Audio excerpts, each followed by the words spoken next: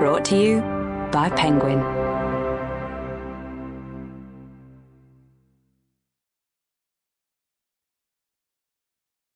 Banking on It by Anne Boden.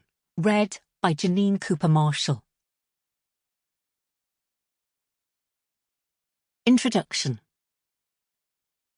Sitting in the back of the taxi, my collar turned up, jacket closely wrapped around me and head low, it might have appeared as though I was hunkering down to keep the cold weather at bay. Except I wasn't. Granted, it was early in the morning, but the sun was already climbing steadily in an unusually cloudless blue sky over Dublin. It was July, after all. No, I was trying to make myself invisible in a pathetic attempt to head off the inevitable question from the cab driver. I need not have bothered. It came anyhow. "What keeps you off the streets?" the driver said in a friendly but nonetheless insistent way. In other words, what did I do for a living? I weighed up my answer, aware that he was looking at me expectantly through the rear-view mirror. A number of people had already warned me about this, and since I had asked the taxi to take me to the HQ of Allied Irish Banks in Ballsbridge, the inquiry was inevitable. "Don't, for heaven's sake, say what you do," they'd all said. "Mention banking and you'll get a 30-minute lecture about evil bankers all the way from the airport to the office."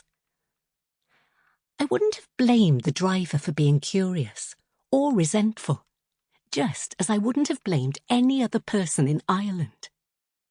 The year was 2012, and Ireland had suffered more than any other nation in the EU in the immediate fallout from the global credit crunch. Banks and bankers were firmly in the crosshairs when it came to who should shoulder the blame. The fall from grace had been so extreme that everyone had felt the impact. Just a few years earlier, the Celtic tiger economy was widely viewed as the poster child of the free market. And while no one exactly loved banks, everyone was happy that the much-yearned-for boom times had finally arrived. And boom times they were. After years of a stagnant, agriculture-based economy, the nation appeared transformed, virtually overnight. The property sector became turbocharged thanks to the unfettered freedom to borrow and build. Banks were eager to lend, and everyone saw an opportunity.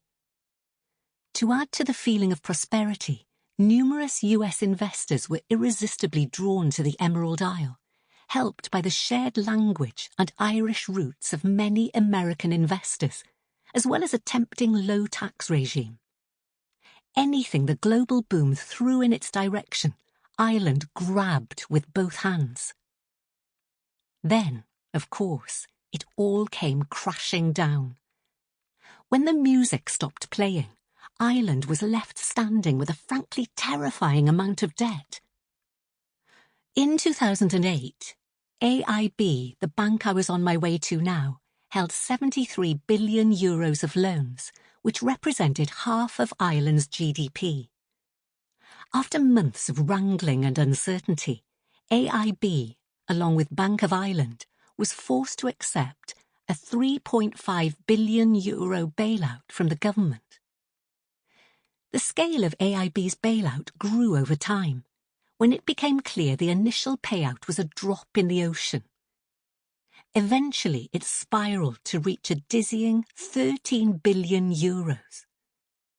Ireland became, per capita, the most indebted country in the EU, and its 14.3% budget deficit was higher than that of Greece. In response, the Irish government slashed public spending by 7.5% of GDP.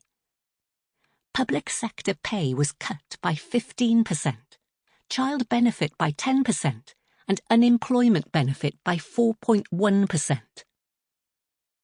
The fall from affluent largesse to desperate poverty was exceptionally hard and fast. People lost their jobs and their homes, with the most vulnerable in society. Sample complete. Ready to continue?